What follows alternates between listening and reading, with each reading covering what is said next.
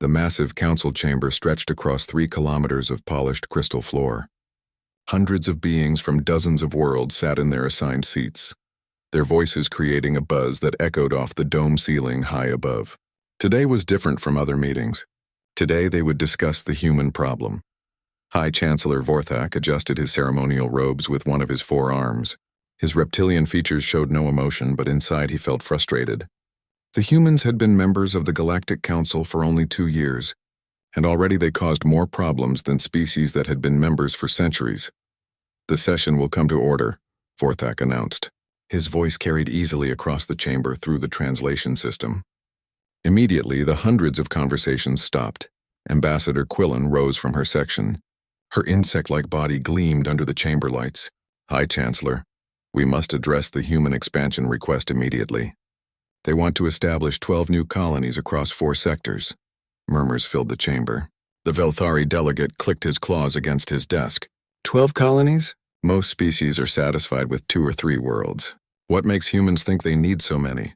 General Nexus, whose crystalline body reflected the chamber lights in rainbow patterns, spoke next. The concern is not their numbers, but their methods. Human colonies do not follow standard protocols. They modify environments instead of adapting to them. They build weapons before hospitals. They form military units before civilian governments. Vorthak nodded slowly. This was exactly the problem. Humans were unpredictable. They solved problems in ways that made other species uncomfortable. Their history showed constant warfare, environmental destruction, and rapid technological advancement that ignored safety protocols. What do you propose? Vorthak asked the chamber. The Zilithian ambassador stood up. His blue skin seemed to glow as he spoke. We could delay their requests, make them wait 50 years like other new species.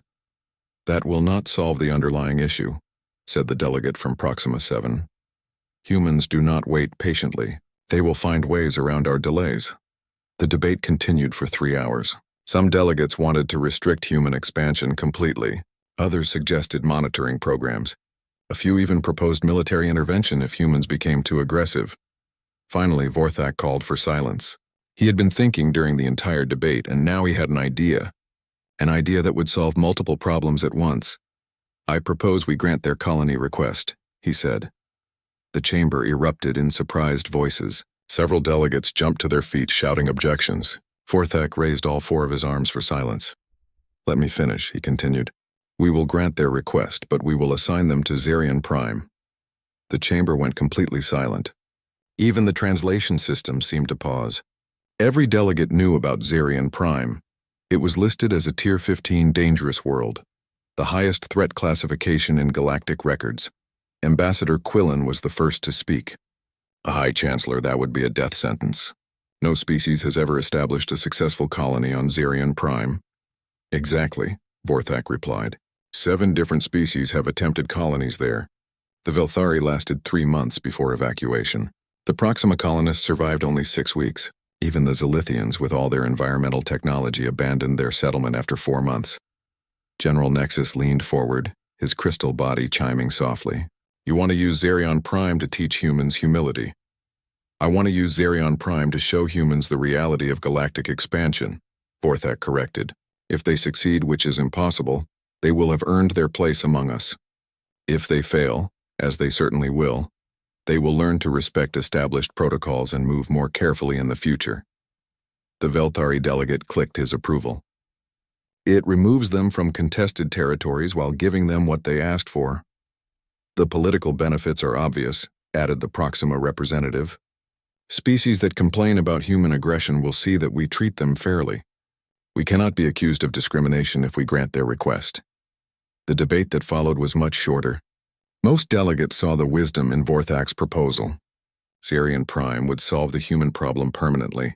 Either humans would learn their limitations, or they would be removed from galactic politics entirely. The vote was unanimous. 3 days later, Captain Li Hyun received the official communication in his office on Luna Station. He read the message twice before calling his senior staff. We got approval for colonial expansion, he announced to his team gathered around the conference table. Dr. Park Soo smiled. That is wonderful news. Which system did they assign us?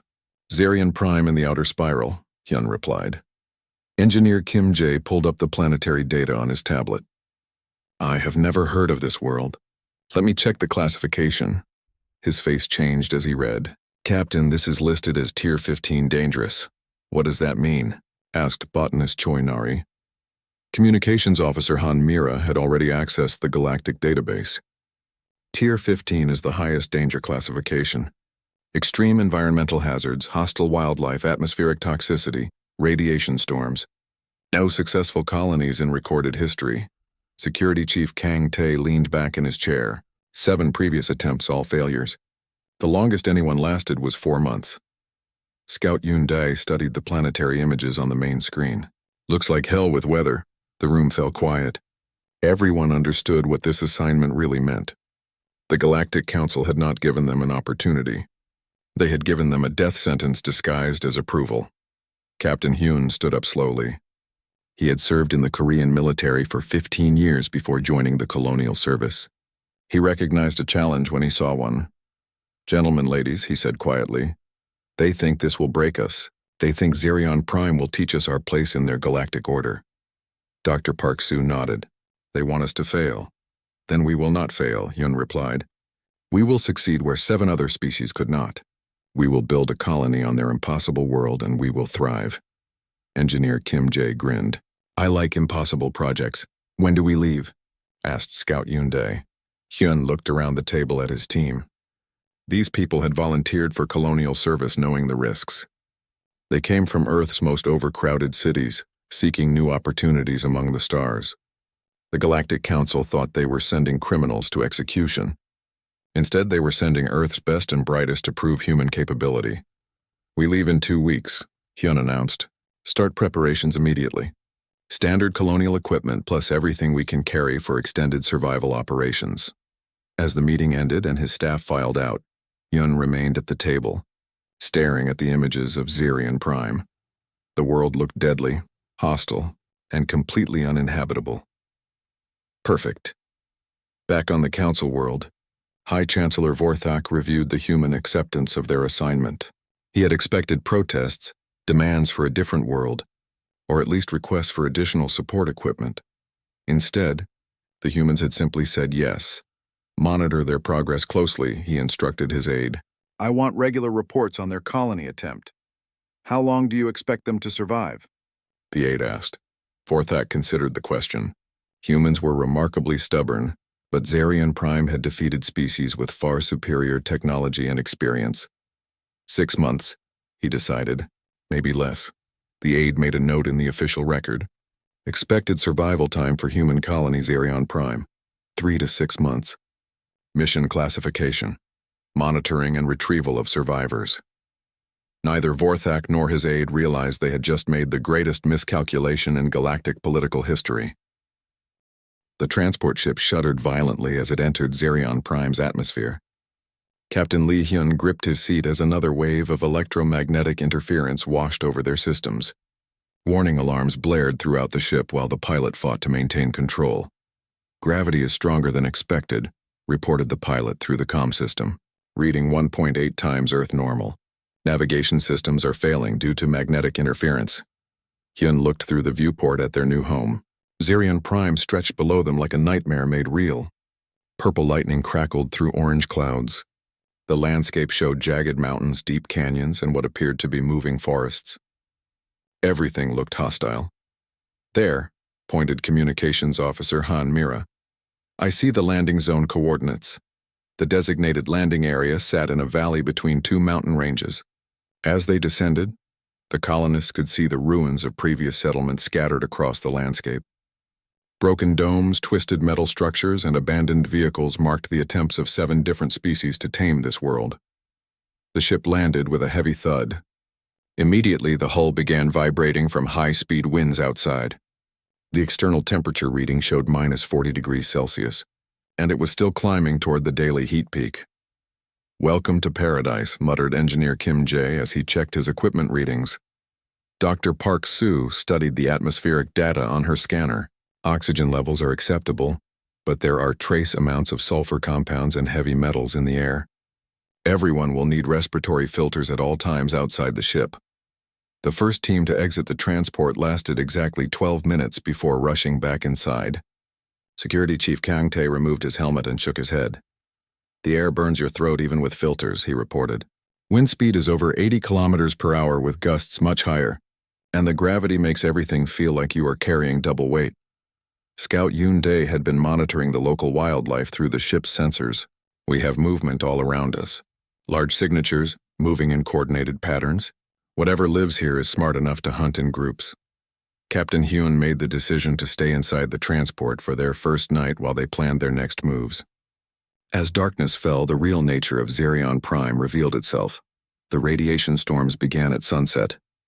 Brilliant sheets of energy danced across the sky, interfering with every electronic system on the ship. The lights flickered constantly. Communication systems produced only static. Even basic tools like flashlights worked intermittently. The previous colonies must have faced this every night, observed botanist Choi Nari as she watched the electromagnetic display through the reinforced windows. No wonder they could not establish permanent settlements. Through the storms they heard the sounds of Zerion Prime's nightlife, howls that seemed to come from creatures the size of elephants, clicking noises that suggested insect species larger than anything on Earth. And underneath it all, a low humming that felt more like vibration than sound. "The planet is trying to tell us we do not belong here," said Han Mira quietly. The first crisis came on their second day.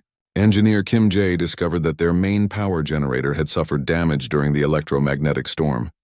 The backup systems could keep life support running for maybe a week. "The electromagnetic interference is worse than our equipment was designed to handle," he explained to the senior staff. "Every circuit board in our major systems has micro damage. We need to either fix this or find alternative power sources immediately." Dr. Park Soo had worse news. "I ran medical scans on everyone who went outside yesterday. We all show early signs of cellular damage from radiation exposure. The levels are much higher than Galactic surveys indicated." "How long before it becomes dangerous?" asked Captain Hyun. "If exposure continues at current levels, we will start seeing serious health problems within 30 days. Death within 60 days. The room went silent. They had been on Zerion Prime for less than 48 hours and already faced power failure and radiation poisoning. Scout Yoon Dae returned from his morning reconnaissance with more bad news. "I found the remains of the Zilithian colony. Their shelters were built with material stronger than what we brought. The shelters are completely destroyed. Something tore them apart from the outside." Security Chief Kang Tae checked his weapons inventory. "What could destroy Zilithian construction materials?" "I found tracks around the ruins," Yoon Dae continued. "Whatever did this has claws longer than my hand and travels in packs of at least 20 individuals." Captain Hyun walked to the main viewport and stared out at the hostile landscape. In the distance, he could see the ruins of other failed colonies. Each represented a species with advanced technology, careful planning, and galactic support. All had failed within months. The logical choice would be to call for evacuation. Send a message to the Galactic Council admitting that humans could not succeed where others had failed. Return to Earth and accept whatever secondary world assignment they received. Instead, Hyun turned back to his team. "Kim, what would you need to build power systems that can handle the electromagnetic interference?" The engineer thought for a moment. "Hardened circuits, maybe using some of the abandoned alien technology combined with our own designs. It would be completely experimental.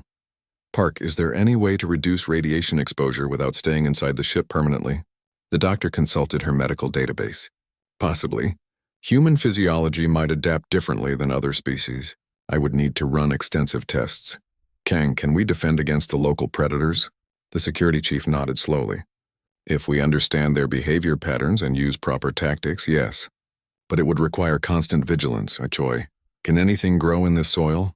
The botanist had been analyzing samples since their arrival. "The soil is toxic to most Earth plants, but there are native species thriving here.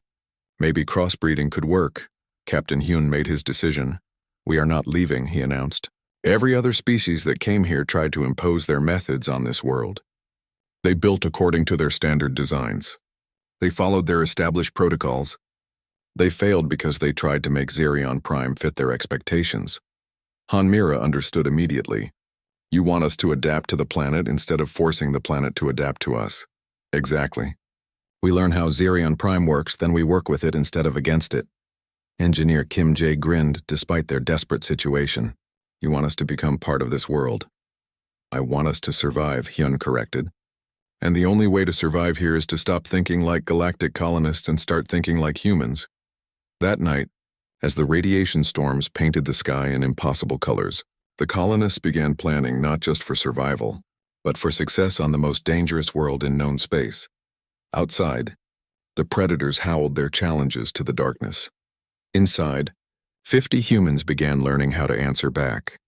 Engineer Kim Jae crawled through the wreckage of a Vorthanian research station, his headlamp cutting through the darkness. The alien structure had been abandoned for over a year, but their advanced materials were still intact. He needed those materials to save his people. Found something interesting, he called through his radio to the salvage team. Their power conduits are made from some kind of crystal matrix. It might handle electromagnetic interference better than our copper wiring. Back at the human camp, Kim worked through the night combining alien technology with human engineering principles. The Vorthanian systems were elegant but rigid.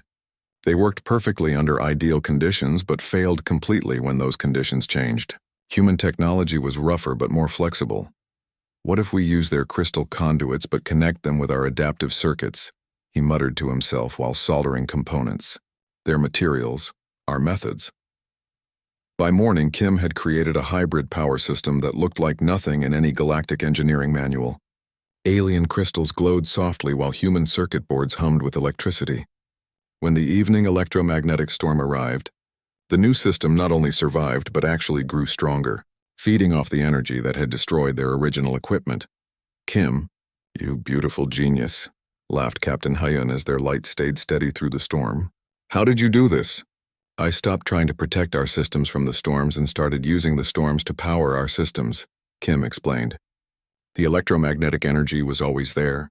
We just needed to catch it instead of hiding from it. Meanwhile, Dr. Park Soo was making discoveries that challenged everything she knew about human biology. She had been monitoring the colonists who spent time outside, expecting to document their slow death from radiation poisoning. Instead, her readings showed something impossible. Hyun, you need to see these medical scans. She called the captain to her makeshift laboratory. Are we dying faster than expected? He asked, dreading the answer. We are not dying at all, Park replied, showing him the data. Look at these cell samples from Kang and Yoon after their scouting missions. The radiation should have caused severe damage. Instead, their cells are adapting. They are developing resistance. Hyun studied the medical readouts. This should not be possible according to galactic medical science. Galactic medical science never studied humans in extreme environments, Park explained. Every other species that came here tried to shelter completely from the radiation. We are the first to work outside despite the exposure. Our bodies are learning to handle it. She showed him more data. The colonists working outside are showing increased bone density from the high gravity, enhanced muscle development, improved lung capacity for the thin air. We are not just surviving Zirian Prime. We are becoming stronger because of it. Botanist Choi Nari was having her own breakthrough in a different part of the valley. She had spent weeks studying the native plant life, trying to understand how anything could grow in Zirian Prime's toxic soil. The secret is symbiosis, she explained to Han Mira, who was helping her with experiments. Earth plants try to purify the soil to match their needs. Zirian plants work with the toxins, using them as nutrients. Choi had begun crossbreeding experiments, combining earth seeds with samples from native Zirian flora. Most attempts failed completely, but a few created something entirely new. Look at this, she said proudly, showing Han a small green shoot growing in a container of Zirian soil. Rice genetics combined with native mineral processing. The plant actually converts the soil toxins into useful compounds. The hybrid plant not only survived, but grew faster than either parent species. When Choi tested the grain it produced, she found it contained more protein and essential nutrients than Earth rice, plus minerals that could help humans adapt to Zirion Prime's environment. If this works on a larger scale, we could feed the entire colony with crops that make us healthier instead of just keeping us alive, Choi told Captain Hyun during their evening briefing. Security Chief Kang Tae was learning lessons of his own about Zirion Prime's dangers. The predators that had destroyed previous colonies were massive, intelligent, and worked together like military units. But they followed patterns. They hunt at dawn and dusk, he explained to his security teams. During the day they rest in the deep caves. At night, they avoid the electromagnetic storms. There are windows when they are inactive. Kang had studied the remains of failed alien colonies and found their mistake. The Velthari tried to build walls to keep the predators out. The Zilithians used energy weapons to drive them away. Both approaches failed because they treated the predators as simple beasts. Instead, Kang developed tactics that treated the predators as intelligent opponents. His teams learned their hunting patterns, identified their communication signals, and found ways to avoid confrontation rather than seeking it. "We cannot outfight them," he told his people, "but we can outthink them." The breakthrough came when Scout Yunde discovered that the predators avoided certain areas of the valley during specific times. By mapping these safe zones and understanding the timing, the colonists could move around Xerion Prime without constant danger. "It is like learning the schedule of a city," Yoon explained. "Once you know when the dangerous neighborhoods are safe and when the safe neighborhoods become dangerous, you can plan your routes." Communications Officer Han Mira was making progress with a different kind of challenge. Deep in the caves where the predators rested, she had detected signs of intelligence that went beyond animal cunning. "There are markings on the cave walls," she reported to Captain Hyun. "Not random. Scratches, patterns, symbols. I think there might be a native species here that previous surveys missed." Han had been studying the symbols during the predators' inactive periods, trying to understand if they represented language or art. Some patterns appeared repeatedly. Others seemed to respond to environmental changes like storm intensity or temperature shifts. "If there is an intelligent native species, they might have knowledge that could help us survive here," Han suggested. Captain Hyun considered all the reports from his team. In just 3 weeks on Xerion Prime, they had made more progress than any previous colony. Not by fighting the planet, but by learning from it. "We are not becoming galactic colonists," he told his senior staff. "We are becoming something new. Something that works with Xerion Prime instead of against it." Outside their camp, the evening electromagnetic storm began painting the sky in brilliant colors. But this time, their light stayed on, powered by the very forces that had defeated their predecessors. The humans were no longer just surviving on Xerion Prime. They were beginning to belong there. 6 months after landing on Xerion Prime, Captain Lee Hyun stood on the observation platform of their first permanent settlement. The view below him would have seemed impossible when they first arrived. Where once only ruins and hostile wilderness existed, a thriving human community now spread across the valley floor. The settlement looked nothing like standard galactic colonies. Instead of fighting against Xerion Prime's environment, the buildings worked with it. Engineer Kim Jae had designed structures that bent with the fierce winds instead of breaking. Rooftops collected electromagnetic energy during the nightly storms.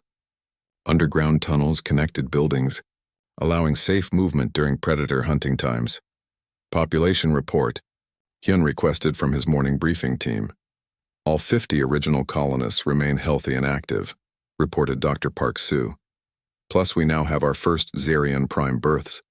3 babies born in the last month, all showing enhanced adaptation to local conditions. The babies were remarkable. Born in high gravity, they developed stronger bones and muscles from their first days. Their lungs processed the thin air more efficiently than their parents. Most surprising, they seemed completely comfortable with the electromagnetic storms that still made some adults nervous. The children treat the nightly light shows like entertainment," Park continued. "They sleep better during storms than during quiet periods." Security Chief Kang Tae gave his report next. "No predator incidents for 43 days. Our movement schedule works perfectly. The hunting packs have learned to avoid our active areas during our scheduled times." Kang's team had achieved something no previous colony managed. Instead of constant warfare with Xerion Prime's apex predators, they had negotiated an unofficial peace. The predators hunted in their territories during specific hours. Humans worked in different areas during those times. Both species shared the valley without conflict. "We tracked one of the larger packs to their den site," Kang continued. "They are using tools. Shaped stones for breaking open tough prey shells, organized cache sites for storing food. These are not simple animals." Scout Yunde had even better news. "The Eastern Valley survey is complete. We found mineral deposits that could supply the entire galactic mining industry for decades, plus 3 more sites suitable for colony expansion." Hyun nodded, pleased but not surprised. Xerion Prime was rich in resources because no one had ever been able to stay long enough to extract them. The planet had protected its wealth by being too dangerous to exploit. Communications Officer Han Mira stepped forward with her weekly report. "Captain, I made contact." The room went silent. Everyone knew what she meant. Contact with what? Hyun asked carefully. "The native intelligence. They call themselves the Kresh. They have been watching us since we arrived." Han had been working for months to decode the cave symbols and understand the patterns in predator behavior. Her breakthrough came when she realized the symbols were not made by the predators, but by something that controlled the predators. The Kresh are small, about the size of human children, but they communicate with the large predators through chemical signals and sound patterns. They have been directing predator movements to test us. "Test us how?" asked Kang, immediately thinking about security implications. They wanted to see if we would try to destroy the predators like previous colonists, or find a way to coexist. When we chose coexistence, they decided we might be worth talking to. Han explained how first contact happened. She had been leaving simple mathematical symbols near cave entrances, trying to demonstrate human intelligence. One morning, she found responses. Not human mathematics, but clearly intelligent replies using different symbol systems. "Communication is slow because we think very differently from them," Han continued. "But they understand that we are not trying to conquer Xerion Prime. They are willing to share knowledge." The knowledge sharing had already begun producing results. The Kresh understood Xerion Prime's weather patterns in ways that could help humans predict and prepare for extreme conditions. They knew about underground water sources, safe travel routes, and which plants had useful properties. Most importantly, Han concluded, they can teach us about the deep regions of the planet. Areas too dangerous for even the Kresh to live in, but rich in resources we could access with proper preparation. Botanist Choi Nari presented her agricultural report with obvious pride. "Food production is exceeding all projections. The hybrid crops are not just surviving, they are thriving. We now have surplus food for the first time since landing." Choi's experimental gardens covered several acres around the settlement. Earth vegetables grew alongside alien plants, creating combinations that produced more nutrition than either parent species. Some hybrid fruits contained natural compounds that helped humans process Xerion Prime's atmospheric toxins more efficiently. The Kresh have been sharing information about native plants that I never would have discovered on my own, Choi added. Some have medicinal properties that could revolutionize galactic medicine. Engineer Kim Jae saved his best news for last. Power generation is now producing more energy than we consume. The electromagnetic storm collection system is so efficient that we are actually storing surplus power. Kim's hybrid technology had evolved far beyond his original emergency designs. Human engineering flexibility, combined with alien materials, had created power systems that perform better than anything in standard galactic technology catalogs. Have been getting communication requests from engineering teams across the galaxy, Kim continued. They want to know how we are generating such strong power signatures from a Tier 15 world. Captain Hyun smiled at that news. The Galactic Council monitoring stations had been tracking their energy output for months. What started as concern about human survival had become curiosity about human success. "Any word from the Council directly?" Hyun asked. "Daily monitoring reports, but no direct communication," replied Han Mira. "I think they are waiting to see if our success is real or just temporary." Dr. Park Soo had saved her most important discovery for the end of her report. "Captain, I need to show you something private after this meeting, about the biological adaptations we are seeing." The meeting concluded with assignment of duties for the next week: expansion planning, resource surveys, continued contact with the Kresh, and preparation for the arrival of additional equipment from Earth. Later, in the privacy of her medical facility, Dr. Park showed Captain Hyun data that could change everything. "The biological adaptations are not temporary," she explained, displaying genetic analysis results. "They are permanent. Humans born on Xerion Prime will carry these enhancements for life. Enhanced strength, radiation resistance, improved lung capacity, better toxin processing." Hyun studied the data carefully. "What does this mean for future generations?" "It means we are not just establishing a colony on Xerion Prime," Park replied. "We are creating a new branch of humanity, one specifically adapted to survive and thrive in extreme environments." That evening, As Hyun walked through the settlement during the nightly electromagnetic storm, he watched children playing in the aurora bright sky, couples planning homes that would last for generations, and scientists making discoveries that would benefit the entire galaxy. The Galactic Council had sent them to Xerion Prime expecting failure and death.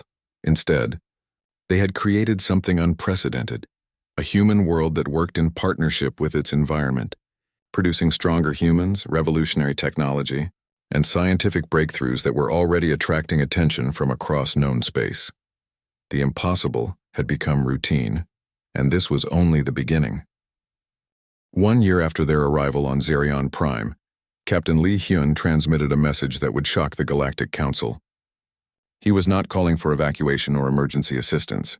Instead, he was formally requesting permission to establish secondary settlements across the planet.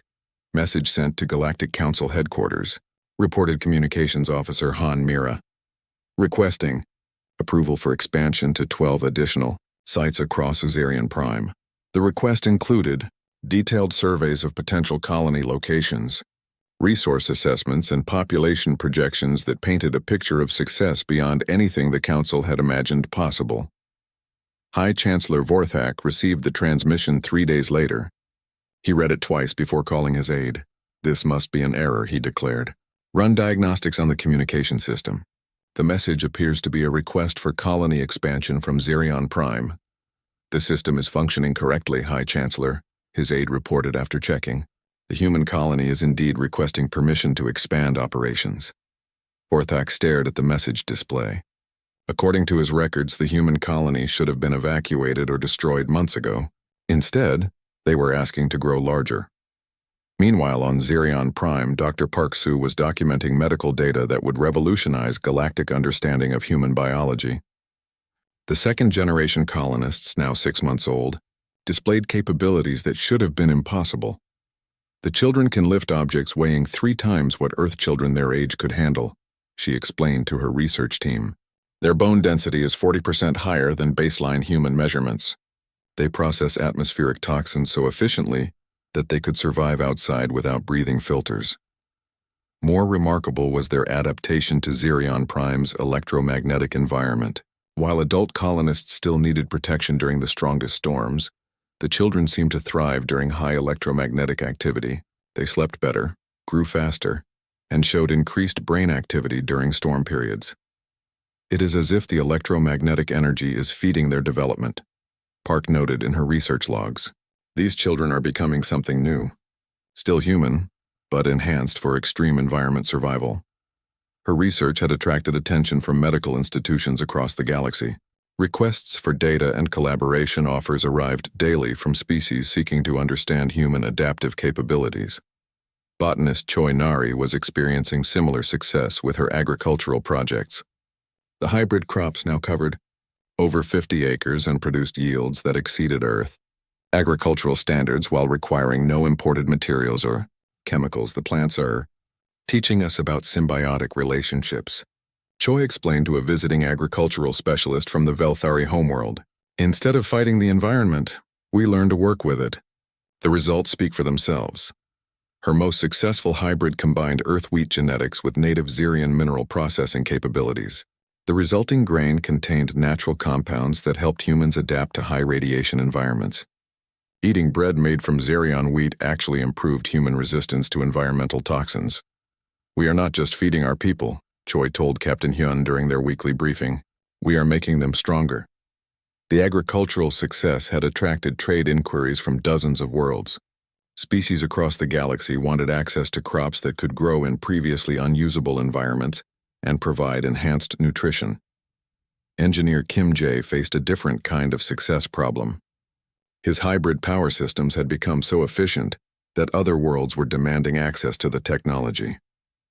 "I have received 47 requests for technology transfer agreements," Kim reported to the senior staff. "Everyone wants to know how we are generating more power than we consume while operating in a Tier 15 environment." Kim's innovations had moved far beyond his original emergency designs. The combination of human engineering principles with alien materials had created power generation methods that challenged basic galactic physics assumptions. The Electromagnetic storms that destroyed previous colonies now provide 60% of our total power needs, Kim explained. The remaining 40% comes from geothermal systems that tap into Zerion Prime's volcanic activity. Most impressive was his development of portable power units that could operate in any extreme environment. The technology could revolutionize galactic expansion by making previously uninhabitable worlds accessible to colonization. Scout Yun Day returned from his most ambitious expedition with news that would reshape galactic territorial maps. He had successfully reached and surveyed the Crimson Continent, Zerion Prime's most dangerous landmass. The radiation levels there are 5 times higher than our valley, he reported. Temperature swings from -60 to +80 degrees Celsius daily, and the predators are larger than anything we have seen. Previous galactic surveys had declared the Crimson Continent absolutely uninhabitable. No species had ever survived more than a few hours there.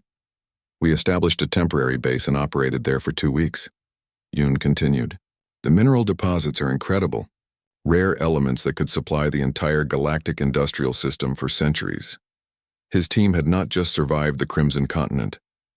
They had thrived there, using lessons learned from their main colony to adapt to even more extreme conditions. Communications. Officer Han Mira had achieved her own breakthrough with the native creche. Communication had evolved from simple symbol exchange to complex philosophical discussions about planetary stewardship. The creche have shared information about deep planetary systems that no galactic survey ever detected, Han reported. Underground networks, hidden energy sources, and biological systems that we never imagined. The creche had revealed that Zerion Prime was not just a dangerous world, but a carefully balanced ecosystem that had been protecting itself from exploitation. The electromagnetic storms, aggressive predators, and toxic atmosphere were natural defense mechanisms. They say that species who try to conquer the planet are rejected, Han explained. But species who learn to join the planetary system are welcomed and enhanced. The creche had begun teaching humans about advanced survival techniques that allowed access to resources deep within the planet. Mineral extraction methods that worked with geological systems instead of damaging them. Energy collection techniques that enhanced natural processes rather than disrupting them.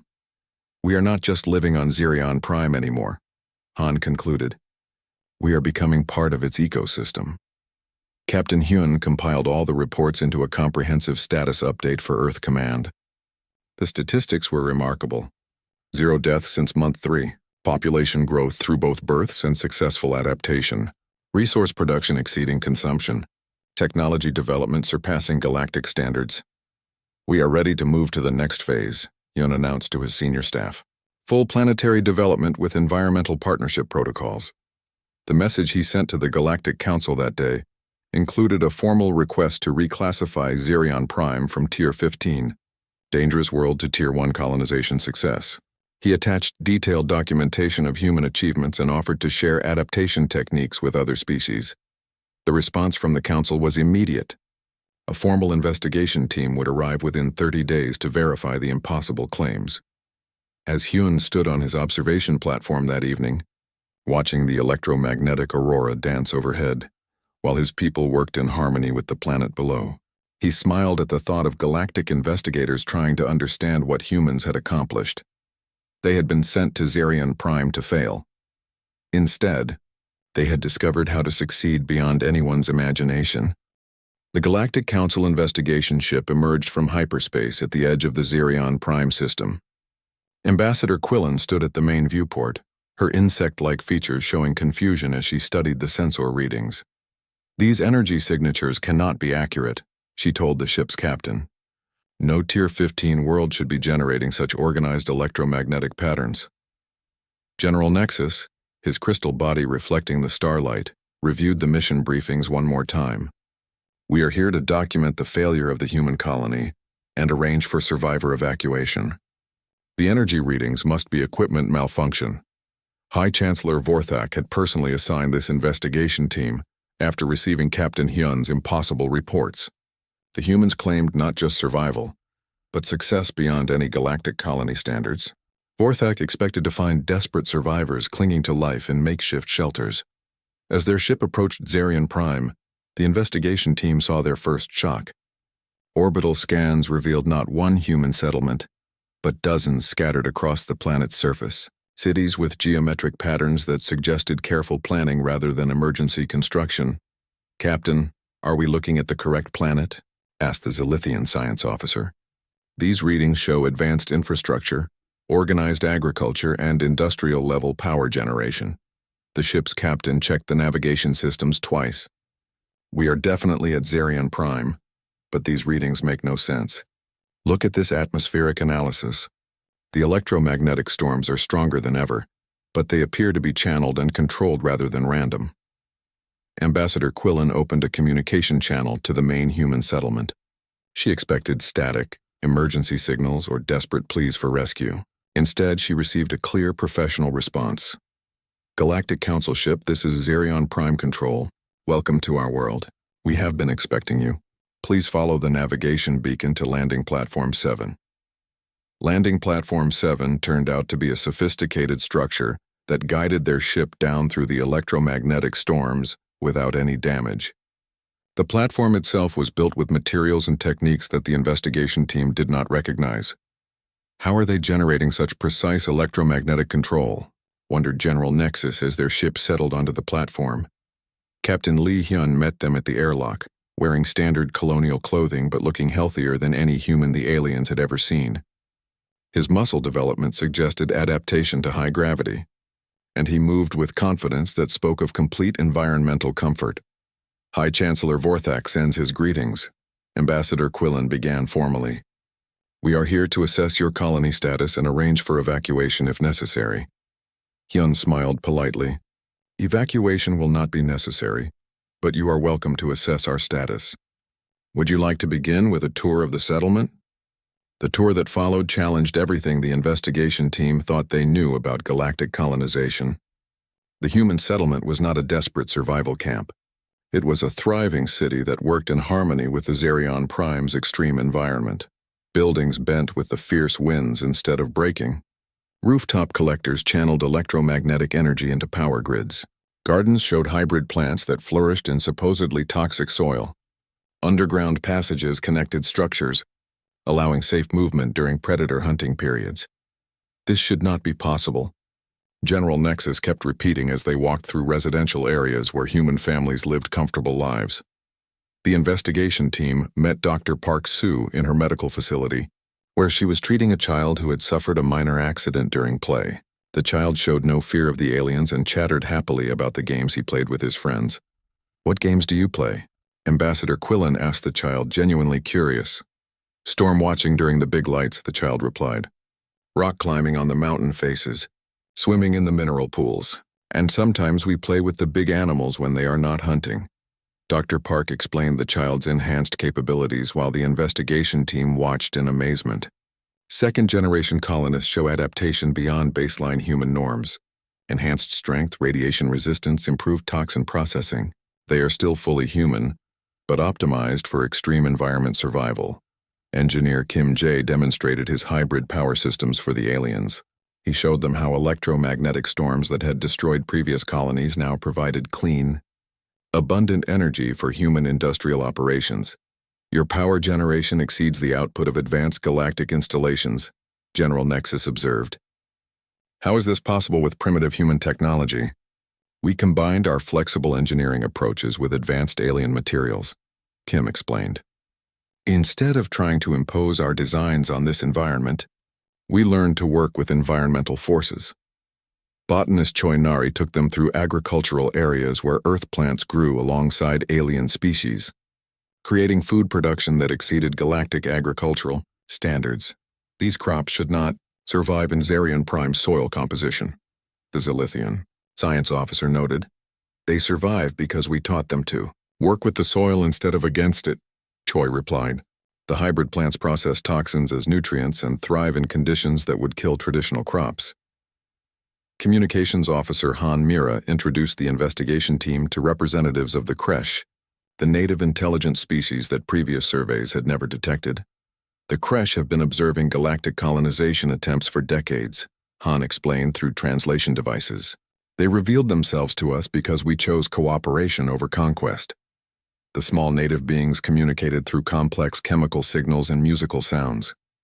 They explained to the investigation team that Xerion Prime was not a dangerous world, but a carefully balanced ecosystem that protected itself from exploitative colonization. Species that try to dominate the planet are rejected through environmental challenges, the creche leader explained. Species that learn to join the planetary system are welcomed and enhanced. Scout Yunde showed the investigation team video recordings from his expedition to the Crimson Continent, previously considered absolutely uninhabitable. We established permanent research stations there, he reported.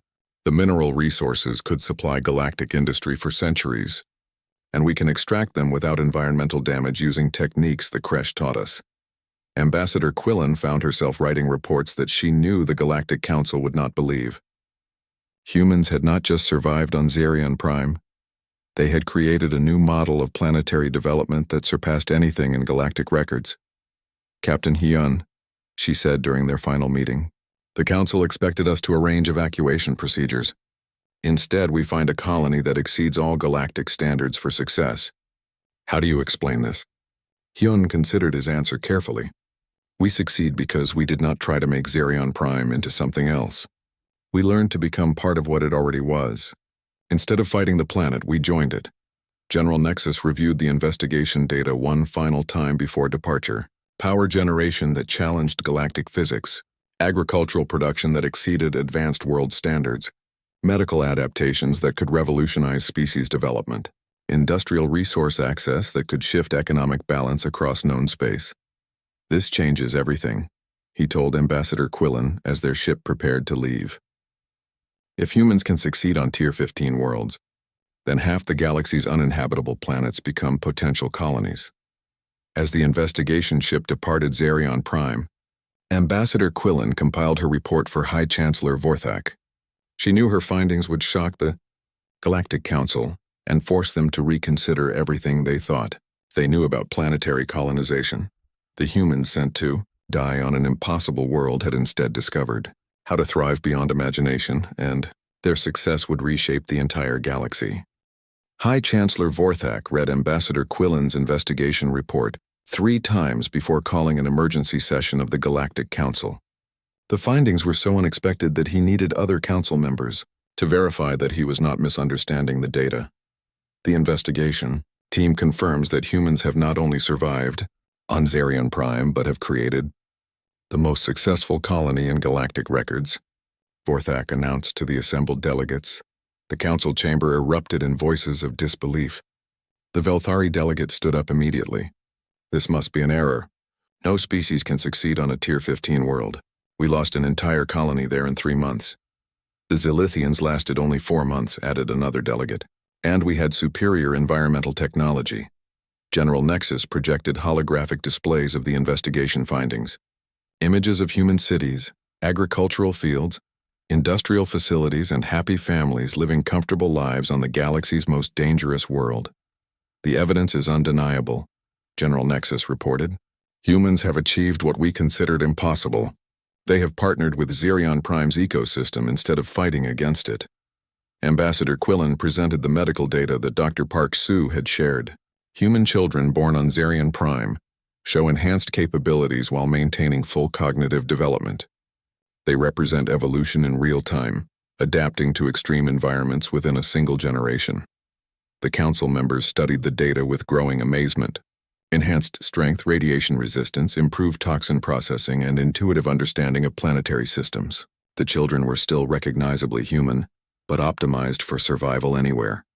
If humans can adapt this quickly to extreme environments, observed the Proxima delegate, then every dangerous world in our territory database becomes a potential human colony. The political implications were staggering. The Galactic Council had classified thousands of worlds as uninhabitable, based on the assumption that no species could survive extreme conditions. If humans could thrive on Tier 15 worlds, the entire territorial balance of the galaxy would shift. We need to address the immediate situation, Vorthak declared. Captain Hyun has formally requested reclassification of Xerion Prime from Tier 15 dangerous to Tier 1 successful colony. The debate that followed lasted for hours. Some delegates argued that one success did not prove human capability on other dangerous worlds. Others pointed out that human success on Zerion Prime already exceeded the achievements of species with centuries more galactic experience. The Zalithian ambassador raised the most important question. What do the humans want?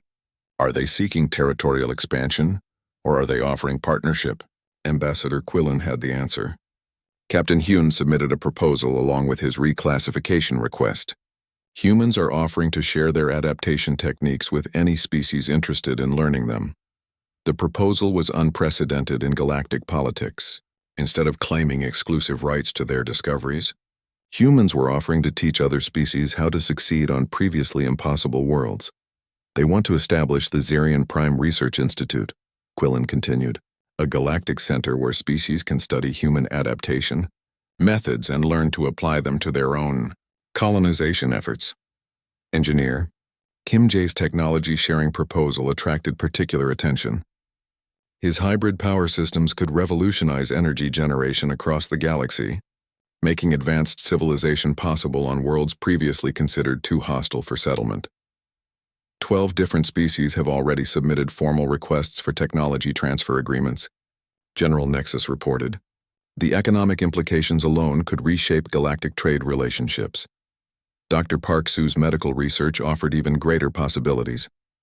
Her documentation of human adaptation could lead to medical treatments that enhance the survival capabilities of other species in extreme environments. The Galactic Medical Council has requested immediate access to all human adaptation data, Ambassador Quillen noted. They believe it could revolutionize emergency medicine and survival treatments. Botanist Choi Nari's agricultural successes had attracted interest from food-scarce worlds across the galaxy. Her hybrid crops could make agriculture possible, on worlds where traditional farming had always failed. We have received inquiries from 47 different agricultural worlds, the Council Secretary reported. They want to establish research partnerships to develop similar hybrid crops for their local conditions. The cultural impact was equally significant. Communications Officer Han Mira's successful partnership with the Kresh had demonstrated that intelligent species could be found on worlds previously dismissed as having only primitive life. How many other native intelligent species have we missed because we approached planets as conquerors rather than partners? Asked the Velthari delegate. The question hung in the air, challenging fundamental assumptions about galactic expansion and species contact protocols. High Chancellor Vorthak called for a formal vote on the human proposals. The choice was clear: reject human success and maintain traditional galactic expansion methods, or embrace a new model of planetary partnership that could benefit all species. The vote was unanimous in favor of accepting human proposals. Zerion Prime was officially reclassified as a Tier 1 successful colony and designated as the site for the new Galactic Research Institute for Environmental Partnership. Humans would lead research into adaptation techniques while sharing their discoveries with all member species. 6 months later, Captain Lee Hyun stood on the observation deck of the newly constructed Galactic Research Institute.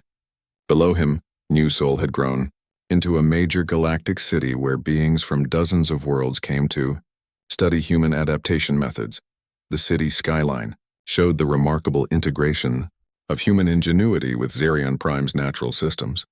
Buildings that danced with the wind, power systems that fed on electromagnetic storms, and gardens where plants from across the galaxy grew together in impossible combinations. Visitor report requested Hyun from his daily briefing team. 37 research delegations currently on planet, reported Han Mira. Representatives from species studying everything, from power generation to medical adaptation to agricultural techniques. The Galactic Research Institute had become exactly what Hyun had envisioned. A place where species learned from each other instead of competing against each other, where the focus was partnership with planetary systems rather than domination of them. Dr. Park Su had established medical training programs that taught other species doctors how to help their people adapt to extreme environments. Her students included some of the galaxy's most advanced medical researchers. Engineer Kim Jae ran technology workshops where alien engineers learned to combine their traditional methods with human flexibility approaches. His hybrid techniques were being adapted for use on dozens of different worlds. Botanist Choi Nari managed agricultural research programs that had already produced new hybrid crops for 17 different worlds. Food scarcity was becoming a problem of the past in systems that learned her techniques. Scout Yoon Dai led expedition training courses that taught other species how to explore and assess dangerous worlds safely. His methods had already opened 3 previously impossible worlds to successful colonization.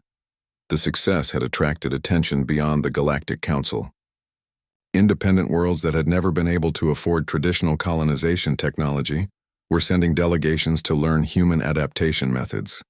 Captain, Han Mira continued her report. We received a formal communication from the Galactic Council. They are proposing to establish similar research institutes on other dangerous worlds, using human partnership techniques. Hyun smiled at that news. The galaxy was learning that cooperation produced better results than competition, that working with planetary systems was more effective than fighting against them. As evening approached and the electromagnetic aurora began painting the sky in brilliant colors, Hyun walked through the city streets. He passed restaurants where humans and aliens shared meals made from hybrid crops. He saw children from multiple species playing together in parks where earth flowers bloomed alongside native Xerion plants. He watched scientists from across the galaxy working together to solve problems that had once seemed impossible. The Galactic Council had sent humans to Xerion Prime expecting them to fail and learn humility. Instead, humans had succeeded beyond imagination and taught the entire galaxy a new way to approach the universe. They had not conquered Xerion Prime. They had joined it. And in doing so, they had shown every species in the galaxy that the impossible was only impossible until someone discovered how to make it. Routine. The city lights reflected off the aurora overhead as beings from dozens of worlds worked together to build a better future. The dangerous world that was supposed to humble humanity had instead become the foundation for a new age of galactic cooperation. And at the center of it all, humans continued to do what they did best: adapt, improvise, and turn challenges into opportunities for everyone.